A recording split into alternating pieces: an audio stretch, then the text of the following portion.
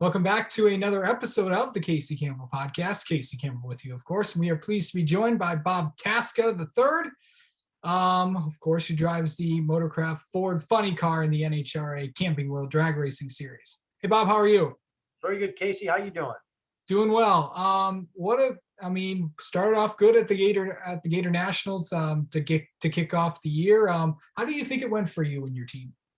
Yeah, well, we didn't qualify that well, and I think some of it was because we tested at that track and we made some great runs on a Tuesday, Wednesday of Gainesville at Gainesville. NHRA had a test, and the night session, Friday night and Saturday night, we set the car up like we did testing, and we ran. I think we ran 388 in testing at almost 330.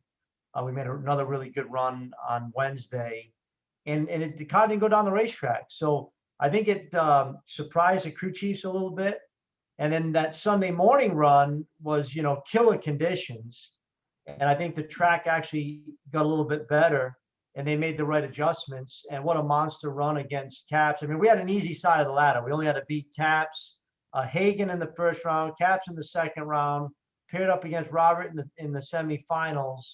But those are the rounds you got to win throughout the course of the season to put your team in the runnings for the championship when the points reset. And those races we lost last year. We lost, I think, 5 or 6 races by less than 5/1000 of a second. And that run against Hagen was 1/10,000th of a second. And we came up on the good side and had a great run against Caps. And truthfully, Robert and I, we both dropped the cylinder early in that semifinal run. We dropped one pretty much at the hit of the throttle. He was a little bit further out when he lost the cylinder. And I think I would have lost my house if someone said that Robert Height would run 409 and win the race, and we ran 411. But, that's what makes this racing so competitive, is that on any given Sunday, anybody can win. But this Motorcraft, Ford Mustang Nitro Funny Car did real well.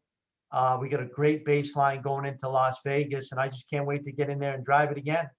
So, it's been you've been back for a few years. Of course, you were responsible for bringing, Ford back to the NHRA. Of course, you've been a long-time partner with the Ford Motor Company over the years. What has it been like to bring, such a manufacturer like the Blue Oval and bring them back to NHRA and, join guys like Chevy, Dodge, and Toyota?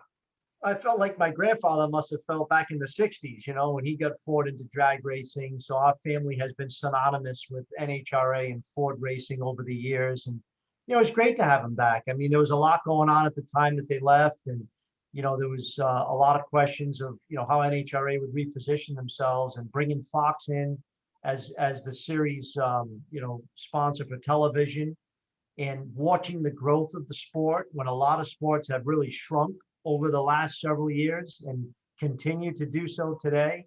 I mean, it's awesome. And then, to be able to compete at the level that we've been able to compete at since we've come back, competing for the championship and, really putting our team in a position to run for it each and every year. This year's probably our best chance at it in my whole career, as far as the car that we have, the team that we have, and with Ford's support, it's been really, really good over the last year. A lot of teams have downsized and laid people off. We've kept the team together with Ford's funding and support, and I think you're going to see that early in this season, how we're coming out of the gate really strong because we got the whole team together. And then to see NHRA announce, coming out of Gainesville, 2 million viewers, one of the biggest shows we've ever had on Fox. I mean, that's exciting. There's a lot of energy behind the sport of drag racing, and, see new technology like the Ford electric Cobra Jet, which I've had the pleasure to drive in Indianapolis, and I'm sure I'm going to drive it again this year. It's a great platform for companies like Ford to showcase, not only at the top level with aerodynamics and engineering support at the nitro levels, but now to be able to bring in their electrification strategy and showcase that in straight line acceleration is probably nothing better. Well, you actually got into my next question, and it is actually something that I asked Mark Rushbrook when he from who runs all of Ford's Ford's racing efforts about the eventual electrification. What is it? I always wondered how drag racing would adjust to that. What has it been like to test out these new cars, as as manufacturers are trying to get into the eventual what is changing with electrification in racing? Well, hey, people, I think you have some purists out there in the sport of drag racing that, they want to see an engine forever. And, hey, listen, the engine's going to be around for a real long time. And, Of course. they've said to me, well, gee, Bob, I thought you're a piston guy. I said, no, no, no, stop. I said, I'm a performance guy.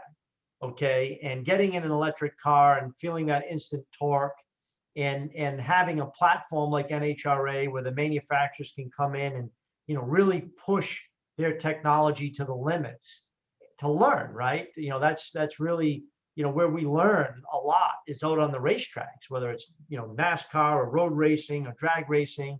And we take that technology back to Dearborn and use it in the cars that are on the street. So I love it. I think it's exciting to see another, type of racing that's coming out across all industries, not just drag racing. But I think drag racing in particular is going to really, take this and run with it because, electrification is one of the most exciting parts about it is instant torque. It's that instant acceleration that you feel, and there's no better platform than drag racing to really show it off in. Yeah. Really kind of going into that, how important is it to, because, we've always, from people that I've talked to, in the NASCAR world and the IndyCar and IMSA, the sounds of the cars, they want to be able to hear the sounds of the engine, don't like not the like the NASCAR cars would go like whoosh or something like that. They want to Well, hear that's not necessarily true. So I think it's one of the coolest sounding things you'll hear go down the racetrack. Ford, when they designed it with straight cut gears versus helio cut gears. yeah. So you can hear the electric engine spool up, and it's really cool. I mean, it's like I call it a blow dryer on steroids. Probably it's a real whistle that you can hear the gears of the electric engine spinning. And when that electric Cobra Jet goes through the pits, I just find myself, kind of hitting the throttle a little bit. You can hear that thing. It's such a unique sound. And I think fans are going to love it. Now, I wouldn't be a proponent to make them as quiet as possible, which, certainly you could do. But if you do straight cut gears in the engine, it's really a cool sound. Yeah. Yeah. I can't wait to hear it because I Yeah. haven't had a chance to, to look at it. Bob, I know you've had some crew chiefs over the years. Of course, you've had some pretty good ones. Of course, one of them is, of course, the late Eric Lane. What was it like working with him as you guys came? And that was, I think, your first crew chief as you came back to NHRA racing. Yeah, it's hard for me to even talk about it. I mean, the guy was full of life. Such an inspiration as a young, crew member working his way up the ladder to become a crew chief. He helped me when I was part-time before I got my sponsorship. He was my first phone call when we got the sponsorship. And, he really put our team in a position to win right out of the gate. And I'm very fortunate for that. But, brokenhearted for his family, just a tragic death. And, it's unimaginable. It makes you appreciate every day. I can tell you that much. So kind of talk about, who's working with you this year Yeah, and so we made a transition last year, actually not last year, in 2019, mid 2019. Had the opportunity to work with Mike Neff and John Schaefer. I've always wanted to work with Mike Neff. I didn't really know John that well at the time, but I always wanted to work with Mike Neff. He back when I first started racing, we competed against each other when he was a driver. And then when he went full time being a crew chief, he and I had a lot of conversations. He actually worked with me a little bit when we were under the Force Alliance. And, when I had the chance to get Mike Neff and John Schaefer, who, really is his protege, and I have so much respect for John. I mean, I think, Mike couldn't do what he does without John, and John couldn't do what he does without Mike. They just make such a great team, great chemistry between the two of them. And I just think it's as a driver, right? You know, I've always said you can take a great driver and put him in an average car, and he's average. You can take an average driver and put him in a great car, and he's great. You know, so if I can deliver on my side of the bargain as a driver, and they can do what I know they can do, you know, we have a championship quality program, and it's taken me my whole career to be able to say that. And over the last couple of years, we've shown that with multiple win seasons. You know, finished fifth in the points 2 years in a row, and had the chance to win the championship, literally going down to the last couple of races. You know, that's not easy to do in any form of motorsports, and I think drag racing of all of them is probably even the most challenging, because we win and lose races by thousands. And in last week case, 1/10,000th of a second. It's so competitive, and you're competing against the John Forces and the Don Schumacher operations and the Colettas.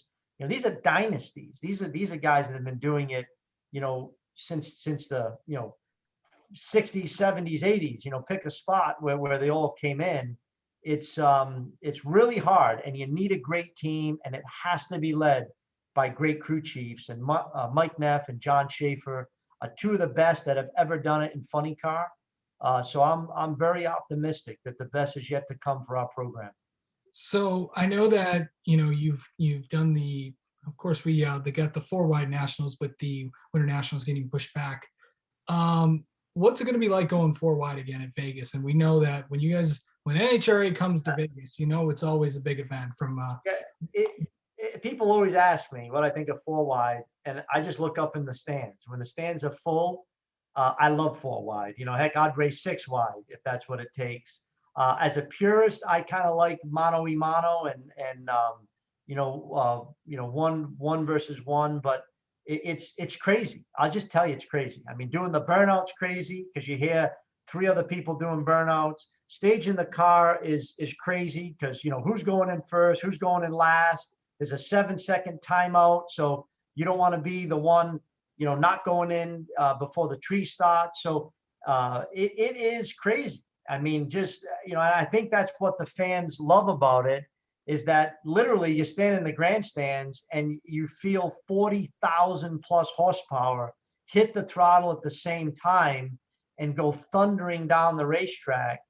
So it's exciting. We're probably a little rusty, us drivers. We haven't done it since last year, but you know, we'll pick up pretty quick. We get 3 qualifying runs. It's an absolute awesome place to race. Everyone always asks me, what's my favorite place to race? Well, I don't have one. I probably have 5, top 5, and Vegas is definitely in the top 5. So I'm bummed we're not going there this weekend. We got to wait, I think, another 2 weeks or 3 weeks before we get there, but we'll be there before you know it. And I'm really looking forward to seeing what this motorcraft car can do.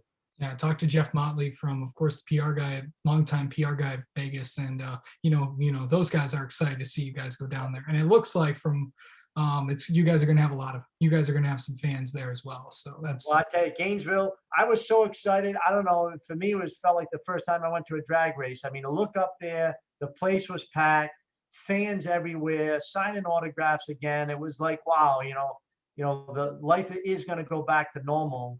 But that's why we're there. You know, last year, not having fans in the stands, or very limited fans in the stands for NHRA, it's not why we go out there. It's not why we race. We race to pack the house and get the fans excited about what we do. And I really sense that coming back. And remember, at every NHRA event, every ticket is a pit pass. That's it. Every ticket's a pit pass, and it's fun for us. It's fun for the fans. You know, having them come back and see the guys tear the cars apart, warming up the car, and the nitro's pumping into the pits, and the fans are screaming. I mean, that's what puts a smile on my face. I know it's why Ford is involved in the sport, and it's just it's great to be able to carry that Ford Mustang motorcraft banner in the sport of drag racing. And of course, Tasca Parts, of course, your day job. How's that been? TascaParts.com. We've been selling more parts this month than we've ever sold on the site. It's got my team, I think, a little nervous with the orders rolling in, but it's a great time of the year. We always sell a lot of parts, January, February, March, and it's been great. Our business has been growing, and certainly the fans in NHRA have been a big part of that. And yeah, if you need a great deal on a Ford part, it's only a few clicks away. Tascaparts.com. Yep. And your kids getting interested in drag racing? Do you think they may do it? My kids are funny. I got them in junior drag racing a few years ago now. And my, I think 8-year-old at the time, after he made a couple of good passes in his fire suit, he's all dirty, looks at me and goes, "Dad, when do I get to drive your car?" And that was enough to scare me to say, okay, we better slow this thing down a little bit. But my kids right now, they're hockey nuts. They're in hockey, and they play at a very high level. I got one son, my oldest son is at Providence College, very involved in the business. And I think it'll come with time, but they gotta earn their way in. For me, it was, the business came first, and that's where I started. Racing, was more part-time. And as our business grew, and I as we built the team around us to allow me to go out and race, that's when I started to race. But and plus, I'm having too much fun driving. There ain't no way they're getting this steering wheel out of my hand anytime soon. Heck, I was with Joey Logano. We were match racing some electric cars at ZMAX, and it's really true. We were talking.